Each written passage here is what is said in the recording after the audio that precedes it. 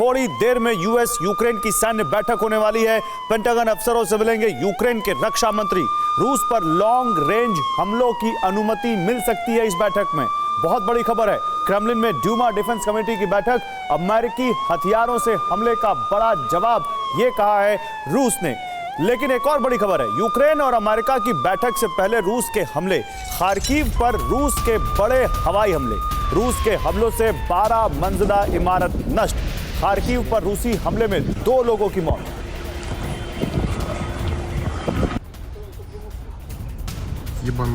देखिए, रूस के हमले में एक 12 मंजिला इमारत कैसे नष्ट हो गई और कैसे खार्किव पर रूस ने बड़ा हवाई हमला किया, आप ये देख सकते हैं। और ये 2 लोगों की मौत इस हमले में हुई है और करीब 1 घंटे पहले ये अटैक हुआ है खार्किव में। खार्किव जो कि बेलगोरोद से लगता हुआ शहर है यूक्रेन का, जहां पर रूस ने हैवी अटैक किया है। और सबूत, ये तस्वीरें।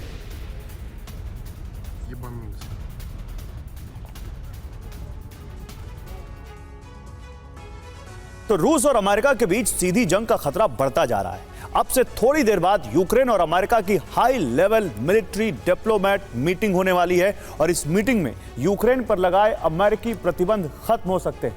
यानी यूक्रेन को रूस पर मनचाही जगह हमले की छूट मिल सकती है।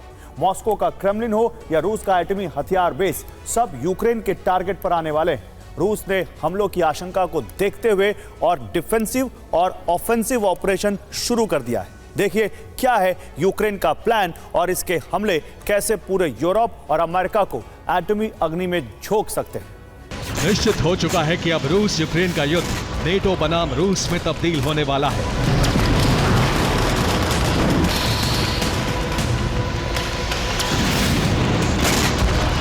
उसकी वजह है यूक्रेन को पूरे रूस पर हमलों की इजाजत मिलना।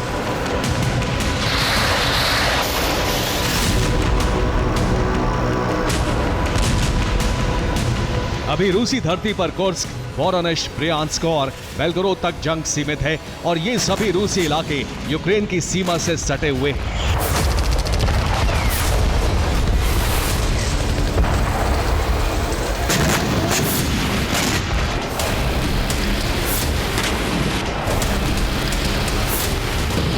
लेकिन अब सीमाई इलाकों में हो रहे हमले असीमित होने वाले हैं। ये सोची से व्लादिवोस्तोक तक जा सकते हैं। हमलों की रेंज में मॉस्को भी होगा।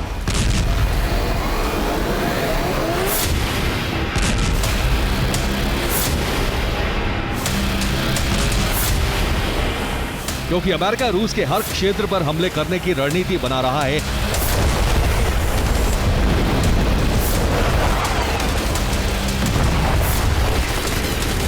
यूक्रेन के रक्षा मंत्री रुस्तम उमेरोव और यूक्रेन राष्ट्रपति दफ्तर के प्रमुख एंद्री यर्माक बाइडेन प्रशासन के उच्च अधिकारियों से मिलने वाले हैं। इस बैठक में यूक्रेन रूस के सभी शहरों पर हमले की इजाजत मांगेगा।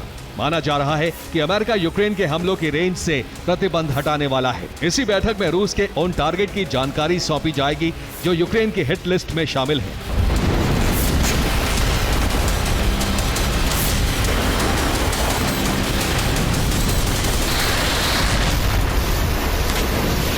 अमेरिका पर इस बात का बहुत दबाव है कि वो यूक्रेन के हमलों की रेंज पर लगे प्रतिबंध हटा ले, क्योंकि नेटो सदस्य देश ही ये कहने लगे हैं कि अमेरिका यूक्रेन से ज्यादा रूस की सुरक्षा में लगा हुआ है।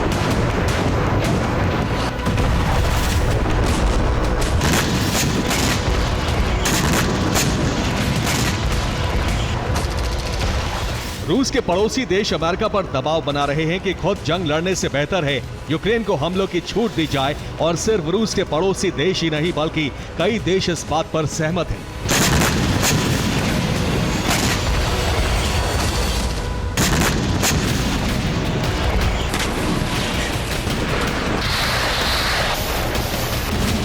कई देशों ने यूक्रेन को अपने हथियारों से खुले हमले की इजाजत दे दी है।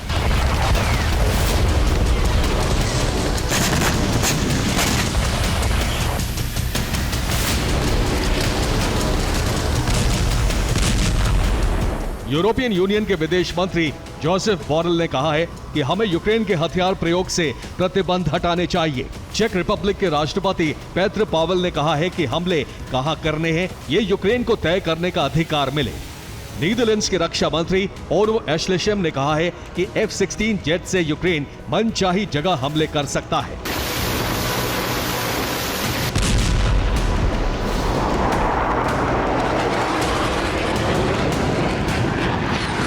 यूरोप के कई देश इस मुद्दे पर सहमत हैं कि अब रूस के हर शहर पर हमले करने का समय आ गया है।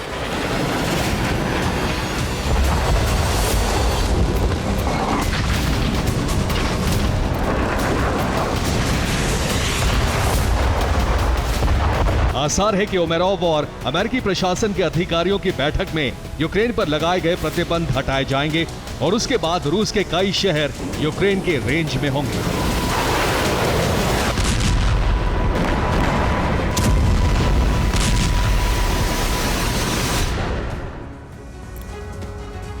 ISW यानी institute for the study of war ने दावा किया है कि रूस के 100 से ज्यादा एयरबेस और मिलिट्री ठिकाने अमेरिका की ATACMS टैक्टिकल मिसाइल के टारगेट पर है। नक्शे पर दिख रहे 300 किलोमीटर के दायरे में यूक्रेन ATACMS मिसाइल से हमले कर सकता है।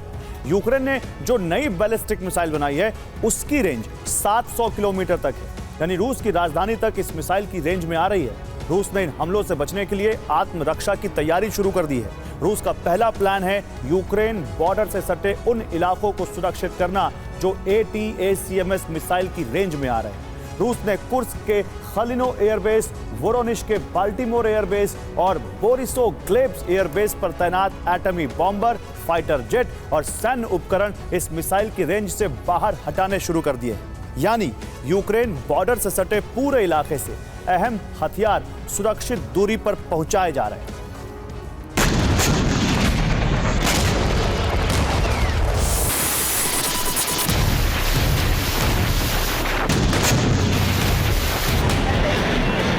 यूक्रेन किन ठिकानों पर हमले करने वाला है, बाइडेन प्रशासन के साथ बैठक में उन जगहों की जानकारी दी जाएगी। अंदाजा यह है कि 300 किलोमीटर के रेड जोन में पड़ने वाले रूस के कई अहम ठिकाने यूक्रेन की पहली लिस्ट में होंगे।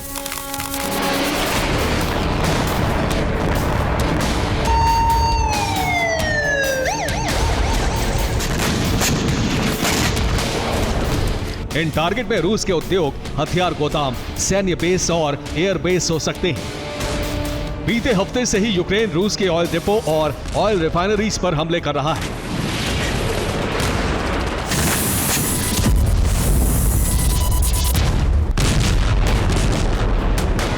ये उन ऑयल डिपो और रिफाइनरीज की जानकारी है जिन पर यूक्रेन अब तक हमले कर चुका है। यूक्रेन 900 किलोमीटर दूर सेंट पीटर्सबर्ग की ऑयल रिफाइनरी पर हमले कर चुका है। इसके अलावा मॉस्को क्षेत्र में 750 किलोमीटर दूर 4 ऑयल रिफाइनरी जला चुका है। वोरोनिश में 3 ऑयल डिपो ध्वस्त कर चुका है। सारातोव में 900 किलोमीटर दूर 2 ऑयल रिफाइनरी जला चुका है। वोल्गोग्राद की 2 ऑयल रिफाइनरी भी यूक्रेन का टारगेट बनी है। रोस्टोव ऑन डॉन की 4 रिफाइनरी यूक्रेन जला चुका है।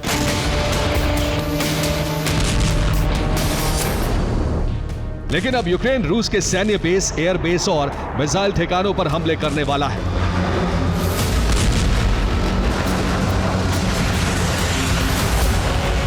Kursk, Belgorod, Voronezh, Bryansk, Rostov, Saratov ये सभी प्रांत यूक्रेन की रेंज में हैं।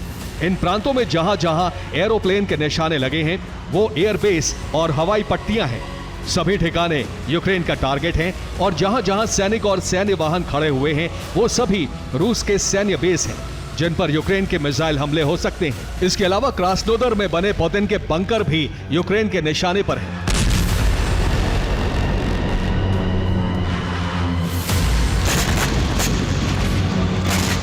अगर यूक्रेन ने रूस पर इतने बड़े हमले शुरू किए तो आशंका यह है कि युद्ध पूरे यूरोप में फैल जाएगा, क्योंकि रूस ने चेतावनी जारी की है कि हमले हुए तो संप्रभुता की रक्षा के लिए अंतिम विकल्प भी प्रयोग किया जाएगा।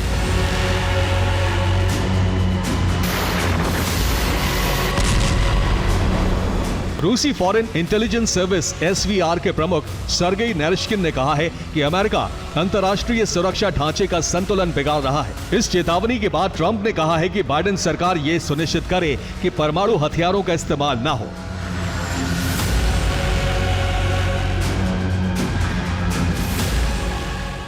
लेकिन खतरा यही है कि अगर यूक्रेन ने असीमित हमले किए तो रूस एटम बम विस्फोट कर सकता है।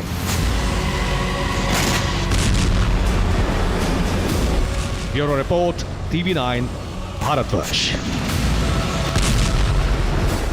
और क्रास्नोगोरोवका में रूस के ड्रोन अटैक, बड़ी खबर। यूक्रेनी पोस्ट पर FPV ड्रोन से हमला, रूसी हमले में यूक्रेन के कई सैनिकों की मौत।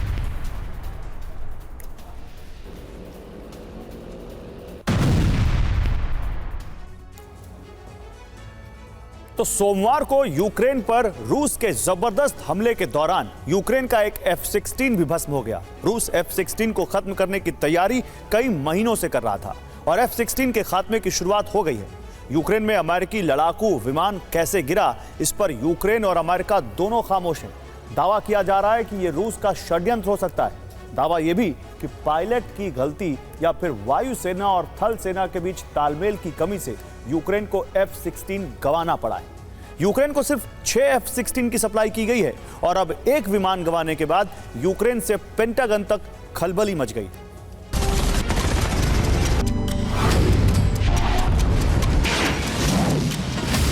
यूक्रेन के लिए सबसे बुरी खबर।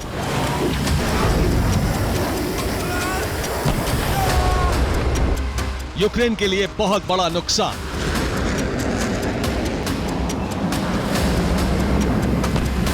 जिस लड़ाकू विमान के लिए कई बार गुहार लगानी पड़ी, बरसों इंतजार करना पड़ा,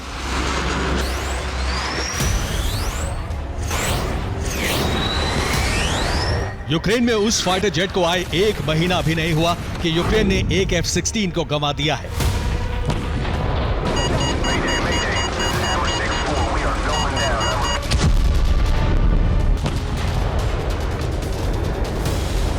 ये रूसी सेना की जांबाजी थी या यूक्रेनी पायलट की अनुभवहीनता?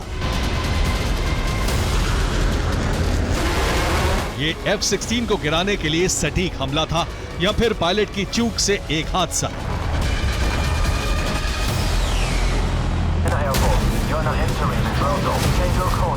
F-16 क्रैश की चर्चा यूक्रेन से लेकर दुनिया के कई देशों में हो रही है। कई दावे हैं, कई रिपोर्ट्स हैं।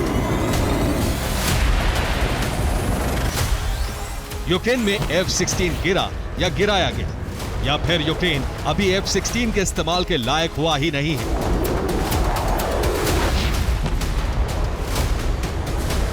इसे समझने के लिए F-16 के विध्वंस की पूरी कहानी आपको बताते हैं।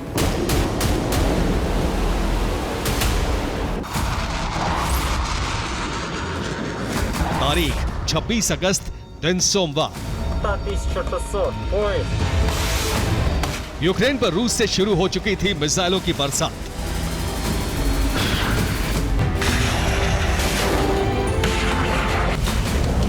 आसमान मिसाइलों के शोर से गूंज रहा था, जमीन धमाकों से कांप रही थी।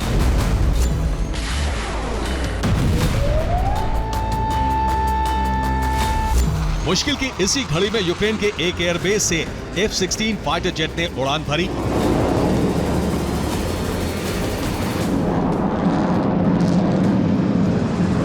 मिशन था रूसी मिसाइलों को हवा में नष्ट करना, एयर डिफेंस की कमी को पूरा करना, यूक्रेन को मिसाइल धमाकों से बचाना। यह तस्वीर उसी यूक्रेनी पायलट की है जो सोमवार को F-16 की कॉकपिट में बैठकर मिसाइलों को गिराने निकले थे।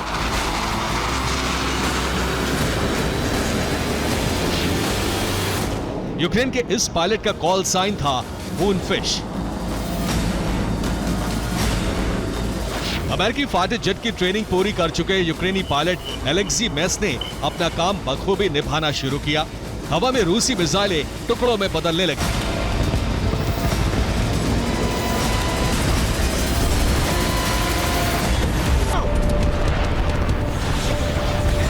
पायलट मूनफिश की जांबाजी पर ताली बज रही थी कि अचानक विमान का संपर्क रडार से टूट गया।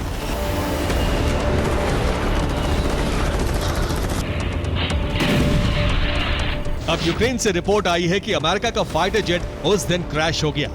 यूक्रेन ने पहला F-16 गंवा दिया है। साथ ही F-16 को उड़ा रहे पायलट की भी मौत हो चुकी है।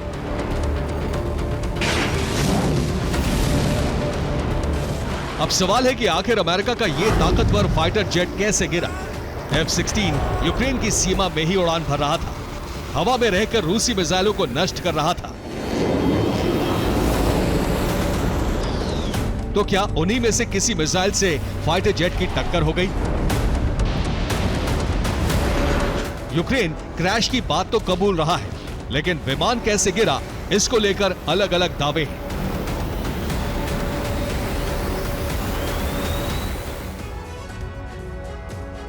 रूस के हमले के 4 दिन बाद F-16 क्रैश की मिस्ट्री को लेकर 4 थ्योरी आई हैं। पहला दावा है कि विमान रूसी मिसाइल से टकरा कर गिरा। रूसी मिसाइल की वजह से F-16 में आग लगी। मिसाइल की वजह से ही फाइटर जेट क्रैश हुआ और पायलट की मौत हो गई। यूक्रेन के एक सांसद ने दावा किया है कि पेट्रियट एयर डिफेंस की वजह से F-16 क्रैश हो गया। ये वायुसेना और सेना के बीच तालमेल की कमी है। हमले के दौरान पेट्रियट ऑपरेटर से F-16 को पहचानने में चूक हुई और पेट्रियट की मिसाइल F-16 से टकरा गई। तीसरा दावा है कि यूक्रेनी पायलट से भारी गलती हुई।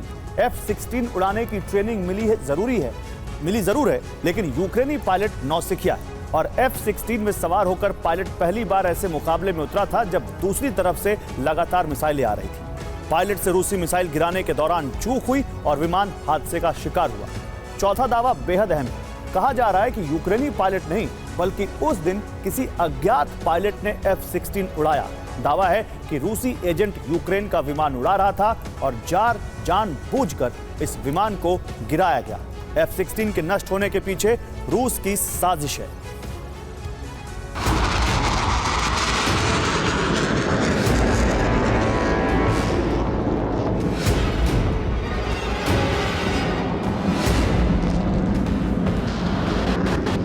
आखिरी दावा सबसे चौंकाने वाला है।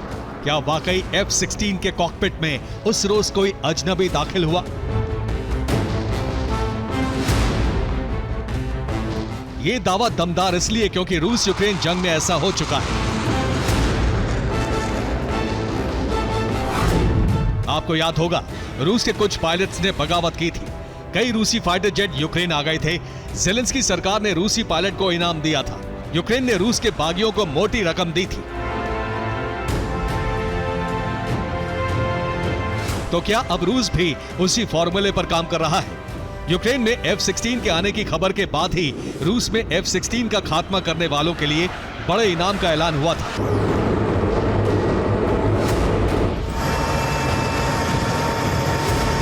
रूसी रक्षा मंत्रालय ने सैनिकों को ऑफर दिया था, पहला यूक्रेनी F-16 गिराने वालों को इनाम मिलेगा। रूसी रक्षा मंत्रालय ने 1 करोड़ 40 लाख रुपए देने का ऐलान किया था।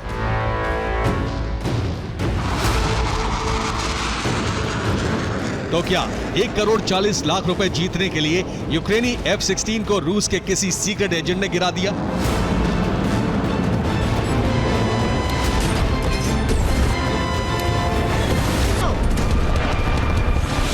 क्या अफरा तफरी के दौरान मूनफिश कोड नेम वाले पायलट को पहचानने में यूक्रेन से गलती हुई? सवाल है कि क्या यूक्रेनी मूनफिश पायलट की हत्या पहले ही हो गई? मूनफिश की जगह रूसी एजेंट ने विमान को उड़ाया, विमान को जानबूझकर क्रैश करवा दिया गया।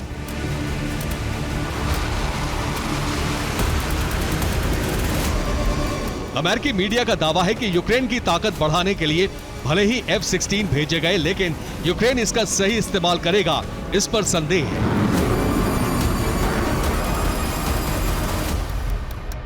यूक्रेनी पायलट्स को बेहद जल्दबाजी में ट्रेन किया गया है। ट्रेनिंग के दौरान विमान को उड़ाने और हथियार से हमला करना सिखाया गया है।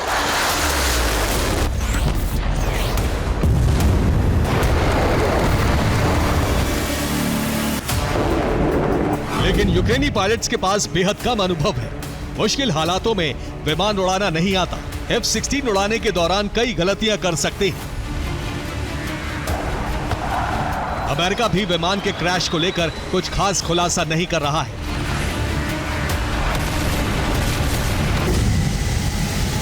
हालांकि यूक्रेन के एक सांसद ने दावा किया है कि यूक्रेनी F-16 तालमेल की कमी और फ्रेंडली फायर की वजह से क्रैश हो गया। सांसद ने दावा किया है कि जिन इलाकों में पैट्रियट की तैनाती है, उसका रडार हवा में उड़ रहे हर जेट, ड्रोन और मिसाइल को गिराता है। यूक्रेन के सांसद का दावा है कि F-16 को उड़ान की जानकारी पैट्रियट ऑपरेटर्स को नहीं दी गई। F-16 की वजह से पैट्रियट डिफेंस सिस्टम को बंद करना होगा। मिसाइलों के जबरदस्त हमले के दौरान ऐसा करना नासमझी होगी। F-16 को आए अभी अधिक दिन नहीं हुआ है, इसलिए माना जा रहा है कि इसके इस्तेमाल को लेकर अभी रणनीति साफ नहीं है। वायुसेना ने हड़बड़ी में मिसाइलों को गिराने के लिए F-16 का इस्तेमाल किया और मुमकिन यह भी है कि पायलट गलती से उस इलाके में पहुंच गया जहां एयर डिफेंस एक्टिव थी। फिलहाल इस मिस्ट्री के बीच रूस में खुशी है और रूस ने दावा किया है कि जल्द यूक्रेन में आए सभी F-16 का सफाया कर दिया जाएगा। Bureau report, TV9, Bharatvarsh.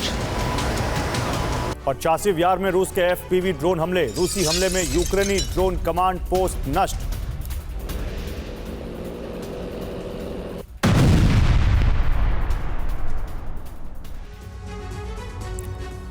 तो यूक्रेन में रूसी सेना के विजय की रफ्तार बहुत तेज हो गई है। इस वक्त रूसी सेना हर दिन यूक्रेन की 28 वर्ग किलोमीटर जमीन पर कब्जा कर रही है।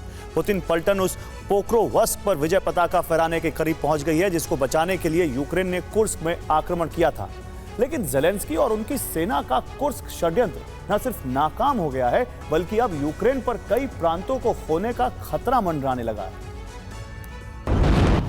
इस वक्त अगर सबसे खतरनाक लड़ाई कहीं हो रही है तो वो है डोनेट्स्क का पोक्रोवस्क फ्रंट।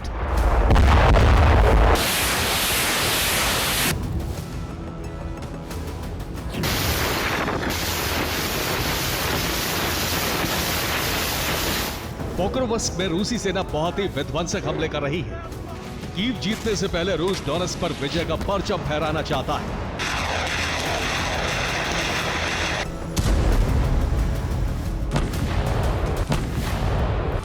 रूस पोक्रोवस्क पर फैब 3000 बमों से विध्वंसक हमला कर रहा है।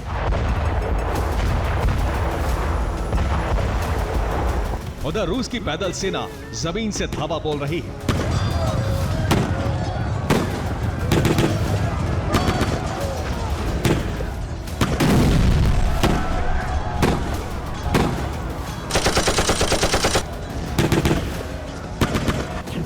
रूसी फौज ने पोक्रोवस्क के करलोवका गांव पर कब्जा कर लिया है। पोक्रोवस्क के पास ही रूस ने कई जगहों पर यूक्रेनी ठिकानों को घेर लिया है। रूस के विध्वंसक आक्रमण के बाद पोक्रोवस्क में हालात बहुत खराब हो गए हैं। यूक्रेनी सेना का मनोबल बढ़ाने और हालात का जायजा लेने के लिए यूक्रेनी सेना अध्यक्ष पोक्रोवस्क पहुंचे।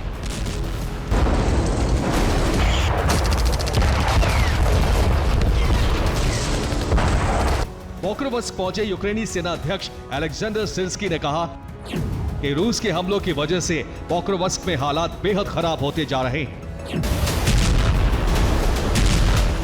ये रूसी पोक्रोवस्क की विध्वंसक जंग है, जिसे बचाने के लिए यूक्रेन ने रूस के कुर्स्क में घुसपैठ का बड़ा सैन्य ऑपरेशन लॉन्च किया था।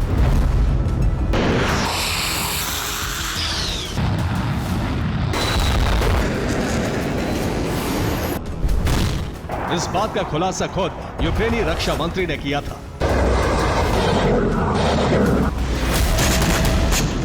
इसका मतलब यह हुआ कि कुर्स्क में ताकत झोंकना ज़ेलेंस्की और उनकी सेना के लिए उल्टा पड़ गया है। इस पोक्रोवस्क को बचाने के लिए यूक्रेन ने इतना बड़ा जोखिम उठाया था, अब उसी के अस्तित्व पर सबसे बड़ा खतरा मंडराने लगा है।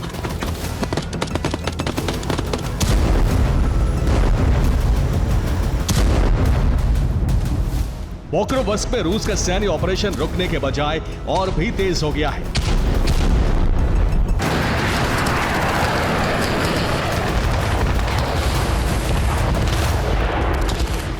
इतना तेज कि अगले कुछ दिनों में इस पर रूस का पूरी तरह से कब्जा हो जाएगा। सवाल यही है कि आखिर पोक्रोवस्क पर रूसी फौज कब्जा क्यों करना चाहती है?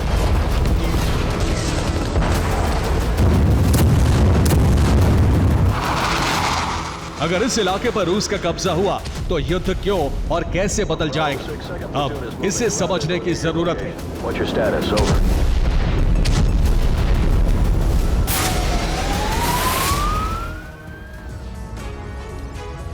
पोक्रोवस्क यूक्रेन की जंक्शन सिटी है। ये रोड और रेल का बहुत बड़ा हब है। पूर्वी फ्रंट पर यूक्रेनी सेना के लिए सप्लाई का बड़ा सेंटर है। यहीं से यूक्रेनी सेना को हथियार और रसद की सप्लाई होती है। रूस के टारगेट पर पोक्रोवस्क से कोस्तियानती-निव्का को जोड़ने वाली सड़क और रेल लाइन। रूस कोस्तियानती-निव्का सड़क को तबाह करने की कोशिश कर रहा है। भीषण हमले के साथ पोक्रोवस्क पर कब्जा करने का प्रयास है। पोक्रोवस्क पर कब्जा हुआ तो रूसी सेना चासिव यार और कोस्तियानती-निव्का की सप्लाई लाइन काट देगी। बाखमुत, होरोदिव्का और वुलेदर का सप्लाई रूट भी काट दिया जाएगा। इसके बाद रूस के लिए पूरे डोनेट्स्क पर कब्जा आसान हो जाएगा।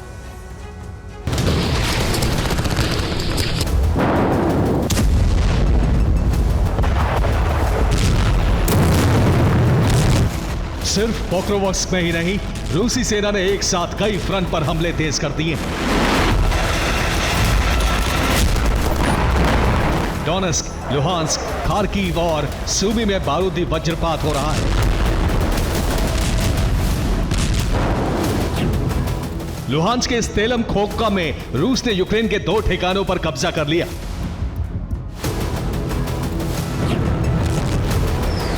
लुहांस्क में रूसी सेना ने भीषण हमला कर 2 गांवों पर कब्जा कर लिया।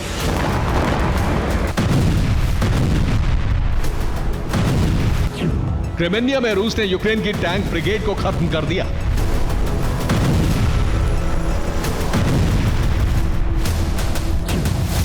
खार्किव के कोपियांस्क में रूस ने फैब 500 बमों की बरसात की।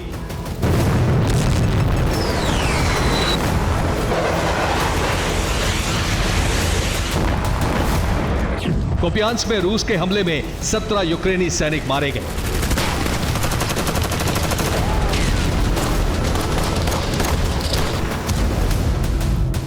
रूसी सेना को डोनेट्स्क फ्रंट पर भी लगातार कामयाबी मिलती जा रही है।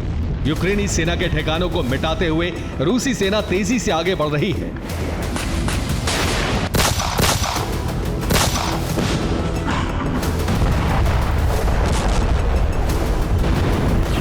सूमी में रूस ने फैब 3000 बम से हमला किया।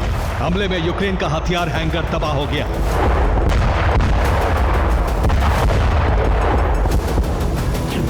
सूमी में ही ग्रैंड रॉकेट लॉन्चर से भीषण हमला कर रूस ने यूक्रेन के रडार और सैन्य वाहन को जला दिया।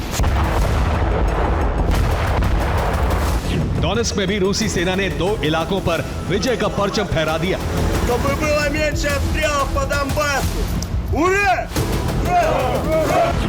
डोनेट्स्क के टोरेस्क में रूस ने उस इमारत को तबाह कर दिया जहां यूक्रेन के सैनिक छिपे हुए थे। चासिव यार के 40% भूभाग पर अब रूस का कब्जा कायम हो चुका है। रूस की सेना अब हर दिन यूक्रेन के 28 वर्ग किलोमीटर जमीन पर कब्जा कर रही है।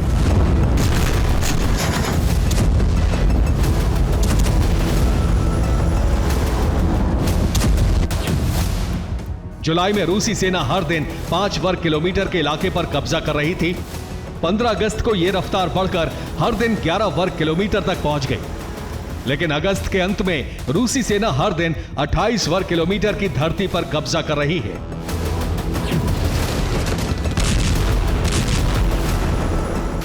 विध्वंस की यह वो रफ्तार है जो ऐलान कर रही है कि रूस के वज्रपात से अब यूक्रेन की राजधानी कीव का बचना बहुत मुश्किल है।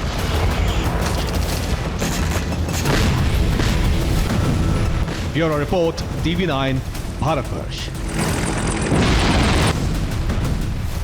तो कुर्स्क में यूक्रेन लगातार आगे बढ़ रहा है। कुर्स्क एटमी प्लांट से सिर्फ 40 किलोमीटर दूर यूक्रेनी सैनिक पहुंच चुके हैं। अब खतरा इस बात का है कि अगर यूक्रेन ने कुर्स्क न्यूक्लियर प्लांट पर हमला कर दिया तो रूस में भारी तबाही को कोई नहीं रोक पाएगा।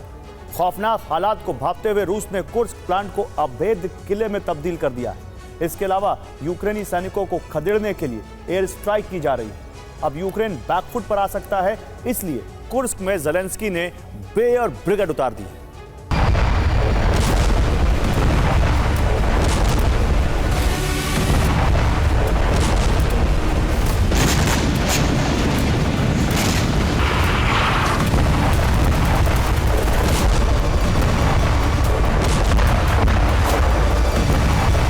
कुर्स्क में यूक्रेन ताबड़तोड़ हमले करते हुए आगे बढ़ रहा है।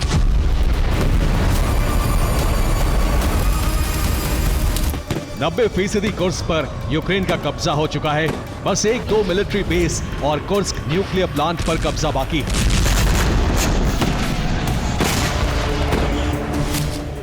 कुर्स्क के 100 टाउन पर कब्जा करने के बाद यूक्रेन के सैनिक कुर्स्क न्यूक्लियर प्लांट की तरफ बढ़ रहे हैं। यूक्रेन के कब्जे वाली जगह से कुर्स्क एटमी प्लांट की दूरी करीब 40 किलोमीटर है, जिस तक कुछ घंटों में यूक्रेनी सैनिक पहुंच सकते हैं। कुर्स्क एटमी प्लांट पर यूक्रेन के संभावित खतरे को देखते हुए पुतिन ने कुर्स्क को अभेद्य किला बना दिया है और चप्पे चप्पे पर कमांडो तैनात कर दिए। कुर्स्क पर पुतिन ने S-400 भी लगा दिया है, जिससे यूक्रेन के हर हमले को नाकाम किया जा सके और वहीं तबाही को रोका जा सके।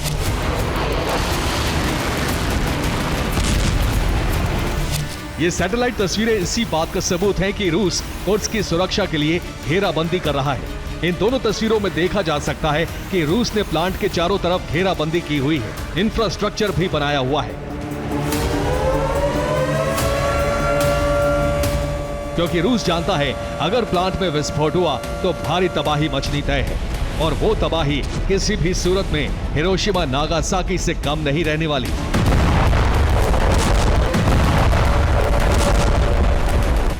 पुतिन के डर को देखते हुए परमाणु कार्यक्रम की निगरानी करने वाली यूएन एजेंसी IAEA की टीम ने कुर्स्क का दौरा किया। उन्होंने एटमी प्लांट को देखा और उसे असुरक्षित बता दिया।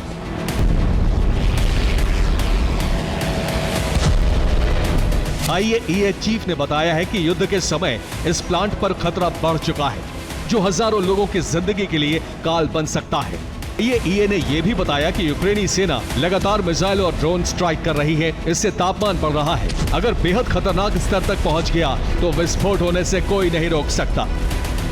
वैसे भी ज़ेलेंस्की ने जॉर्जियन सेपरेटिस्ट ग्रुप के लड़ाके उतारे हैं, जिन्हें कुर्स्क में धमाके की जिम्मेदारी दी गई। कुर्स्क को लेकर IAEA ने भी रेड अलर्ट जारी किया है, जिसके बाद कुर्स्क के आसपास के इलाके खाली कराए जा रहे हैं। अब कुर्स्क को बचाना यूक्रेन के लिए चुनौती बन गया है, ठीक वैसे ही जैसे लुहांस्क और डोनेट्स्क को रूस बचाने के लिए पूरी ताकत लगा रहा है। इसी तरह कुर्स्क पर संपूर्ण कब्जे के लिए ज़ेलेंस्की ने आखिरी दांव चल दिया है।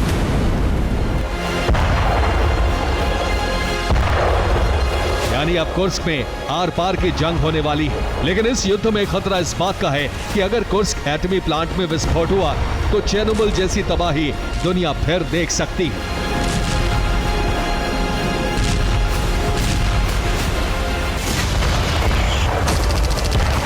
अब ज़ेलेंस्की ने बियर ब्रिगेड को मैदान में उतारा है, जो कुर्स्क पर संपूर्ण कब्जा कराएगी। साथ ही दूसरे बॉर्डर इलाकों में यूक्रेनी ध्वज लहराएगी। यूक्रेन की बियर ब्रिगेड ठीक रूस के वैगनर ग्रुप की तरह काम करती है।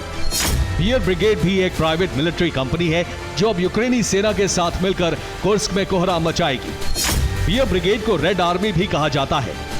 इसमें जॉर्जिया और तुर्कमेनिस्तान में रूस विरोधी ग्रुप के लड़ाके शामिल किए जाते हैं, जिन्हें यूक्रेन में स्पेशल कमांडो ट्रेनिंग दी जाती है। खास बात यह है कि बियर ब्रिगेड को दूसरे देशों के रूट से रूस में दाखिल किया जाएगा। एक बार कुर्स्क में पहुंचकर उन्हें यूक्रेनी सैनिकों से आर्टिलरी सपोर्ट मिलेगा, फिर वो अलग से अपना काम करेगी।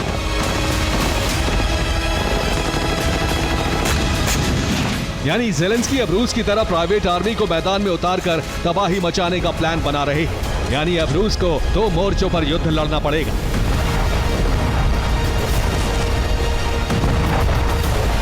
ज़ेलेंस्की का यह प्रयोग सफल रहा तो वो इसे क्रीमिया में अपना सकते हैं।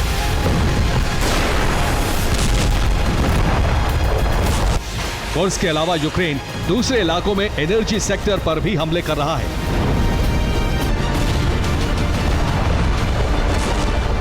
रोस्टोव के ऑयल डिपो पर ड्रोन अटैक करके उसे दहला दिया।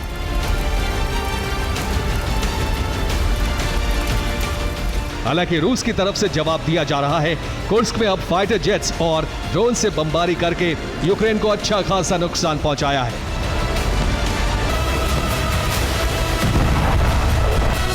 क्रेमलिन ने कई वीडियो भी जारी किए हैं, जिसमें दावा किया गया है कि 24 घंटे में रूस ने कुर्स्क में यूक्रेन के 400 सैनिक मार गिराए, 27 आर्मर्ड व्हीकल तबाह कर दिए, 17 मिलिट्री व्हीकल नष्ट कर दिए। इसके अलावा अब तक 74 टैंक पूरी तरह बर्बाद कर दिए। रूस हमले के लिए फैब 1500 बम का भी इस्तेमाल कर रहा है, लेकिन उसके लिए चुनौती कुर्स्क न्यूक्लियर प्लांट पर हमले को रोकना है। इसके लिए उसने मजबूत किलेबंदी की है। Bureau report, TV9 Bharatvarsh.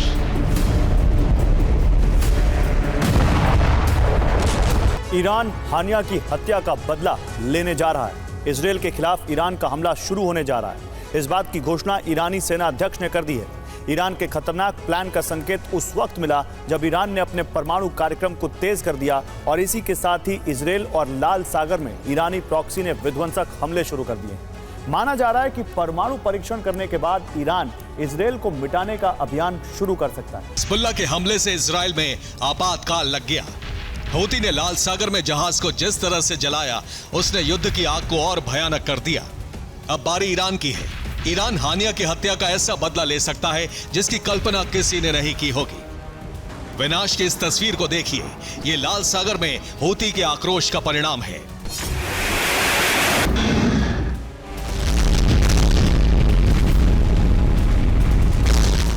लाल सागर से गुजर रहे ग्रीस के जहाज को हूती ने मिसाइल हमला कर इस तरह से जला दिया।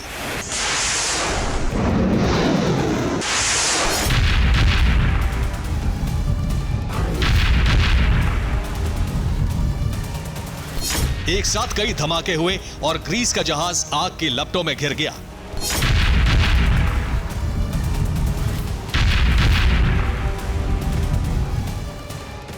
ग्रीस का जहाज ऑयल टैंकर लेकर जा रहा था, इसीलिए हमले के बाद उसमें भीषण आग लग गई।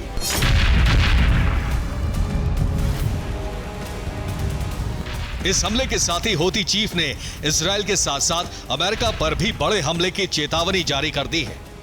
ونحن مع اهتمامنا بمسألة الرد إلا أن همنا هو أكبر حتى من مسألة الرد.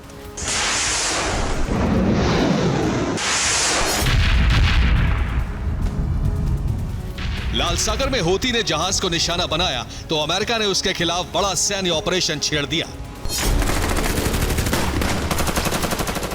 अमेरिका ने यमन में हूती की मिसाइल लॉन्च साइट को तबाह कर दिया। हूती को पूरी तरह खत्म करने के लिए अमेरिका ने 10 देशों की टास्क फोर्स बना ली है। इसमें सिर्फ 1 अरब देश बहरीन शामिल है। यह टास्क फोर्स लाल सागर में हूती के खिलाफ सैन्य अभियान चलाएगी।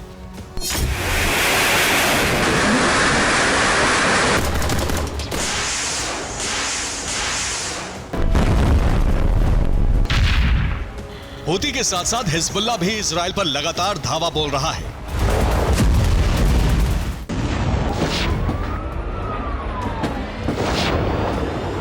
हिजबुल्लाह के हमले की वजह से किर्यत शिमोना में कई इमारतें मलबा बन गईं। हाइफा में हमले के बाद इजरायल के गैस स्टेशन में भीषण आग लग गई। हिजबुल्लाह ने तेल अवीव के पास इजरायली बेस पर 6 ड्रोन से हमला किया। इजरायल के अब्बाद साइट पर हिजबुल्लाह ने सर्विलांस सिस्टम को तबाह कर दिया।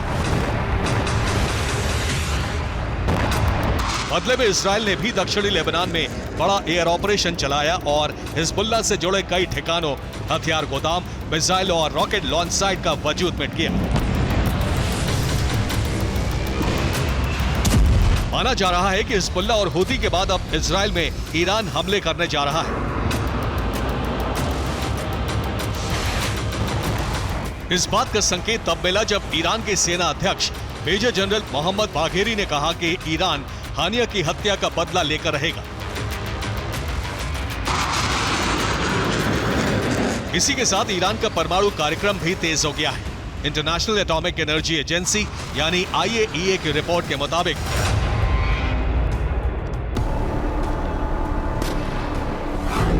ईरान के पास इस वक्त 60% गुणवत्ता वाला 165 किलो संवर्धित यूरेनियम है। एक एटम बम बनाने के लिए 60% गुणवत्ता वाला 40 किलो संवर्धित यूरेनियम चाहिए। इस लिहाज से ईरान किसी भी वक्त 4 परमाणु बम बना सकता है।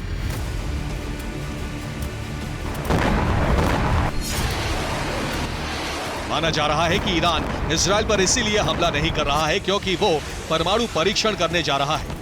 एटमी विस्फोट के बाद ही वो इजरायल से हानिया की हत्या का बदला ले सकता है।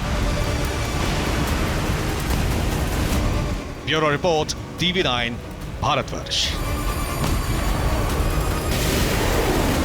क्या टेलीग्राम के CEO पॉवेल जुरोव की गिरफ्तारी बाइडेन सरकार का फैसला है? सोशल मीडिया पर दो बड़ी शख्सियत के ट्वीट के बाद यह दावा किया जा रहा है कि फ्रांस में जो कुछ हो रहा है वो अमेरिका की प्लानिंग का हिस्सा है। बाइडेन सरकार को लेकर ऐसी चर्चा क्यों है, आप इस रिपोर्ट में देखिए। क्या टेलीग्राम के सीईओ पावेल ड्यूरोव की गिरफ्तारी सुपर पावर अमेरिका के इशारे पर की गई है? सोशल मीडिया प्लेटफॉर्म एक्स के मालिक इलॉन मस्क ने टेलीग्राम के बॉस पावेल का समर्थन किया है। उन्होंने आशंका जताई है कि इस गिरफ्तारी में बाइडेन प्रशासन शामिल हो सकता है। दावे की वजह है ये ट्वीट। दुनिया के मशहूर पत्रकार टकर कार्लसन ने अमेरिकी विदेश विभाग के पूर्व अधिकारी माइक बेंस का इंटरव्यू लिया है। अब एक्स पर पोस्ट किए गए इस इंटरव्यू का कैप्शन देखिए। कैप्शन में लिखा है, क्या टेलीग्राम के सीईओ पावेल ड्यूरोव की गिरफ्तारी में बाइडेन प्रशासन शामिल था? एक्स के मालिक एलॉन मस्क ने इस पोस्ट पर लिखा है कि यह फिक्र बढ़ाने वाली आशंका है। तमाम आरोपों के बीच फ्रांस के राष्ट्रपति इमैनुअल मैक्रों ने कहा है कि ड्यूरोव की गिरफ्तारी राजनीति से प्रेरित नहीं है। फ्रेंच कोर्ट के एक जज ने बुधवार को टेलीग्राम के बॉस पावेल ड्यूरोव को सशर्त जमानत दे दी। ड्यूरोव हफ्ते में 2 बार पुलिस के सामने पेश होते रहेंगे। इसके साथ ही उनके फ्रांस छोड़ने पर भी रोक लगाई गई है। ड्यूरोव के पास फ्रांस, रूस और यूएई की नागरिकता है। Bureau report, TV9 Bharatvarsh.